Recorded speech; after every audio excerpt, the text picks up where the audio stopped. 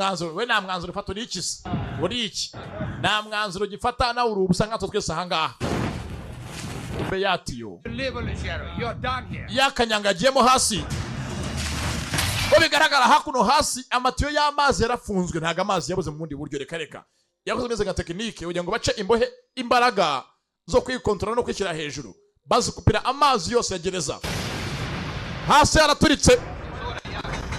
haneje birumvikana ni Michael ubikoze afunguye amatiyo y'amazi bari barabanye hasi akoresheje kanyanga iturika bakira amazi babuze dore ngo amazi araza ndane muri gereza yabibwiye Richero aramupinga none arabikoze Richero yamenye ko byanga byakunda Michael nabwo yamubeshyaga amazi yayafungura dore ngo aracomoka yo hasi n'indobo akoze akazi gakomeye atabaye Richero amukije intambara y'izindi mbohe zose zari zigaragambije tayari gereza ahangaha ijemo abahanga benshi kandi bibutsa ko n'abahanga ubu ni Mahoni Beriki Tibaga na Michael Scofield nyirizina dukora iki konzanye imbohe mwari mwarabuze nyibazaniye urazana imbohe kandi haruzanya amazi cyo ni ikibazo ndaje mbikemure ndebe uko tubigenza buretse ariko mbibera amusenzi toka yaje gushimira Michael aramutabaye that's very useful atari rwose akantu ukoze nakubwenge gakenewe cyane kurusha ibindi very useful ukoze ibikenewe yamuhaye amazi amukiza induru izindi mbohe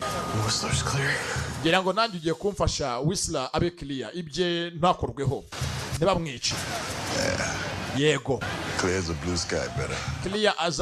as a blue sky better ngiye kubikora rwose Whistler agiye kuba udahangarwa ntago bari bumwice humura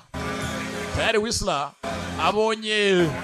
urukingo ntabwo agipfuye bibutse Whistler aba yapfuye na Michael ntabwo yagira umutekano kuko Saratan kuri yakwicwa na LG bagapfa akeneye Whistler ari muzima yakoze ibirenze bya Mahoni avanye y'imbohe ariko sasa haje uyicungura utuma imbohe iticwa Mahoni Alex amurusha nako Sikofi aracyamurusha ubwenge filimi iraha ubugabo bwombi ni ubuhanga it's me kumbu design n'umukunzi w'amage muri Chicago ahamagara Marie Close yari yabwiwe ngo yitonde najya hafi y'umukunzi we mu gihe arimo arebwa na polisi agiye kumuteza ibyago iyo ugiye hafi y'umugore umeze gutya kandi polisi gushaka ubugiye kumurahuriraho umuriro. Peter called me after he had talked to you and he said that you might be coming back. Ati rwose Pete yambwiye ngo mwavuganye. That's what I told him. Nanjye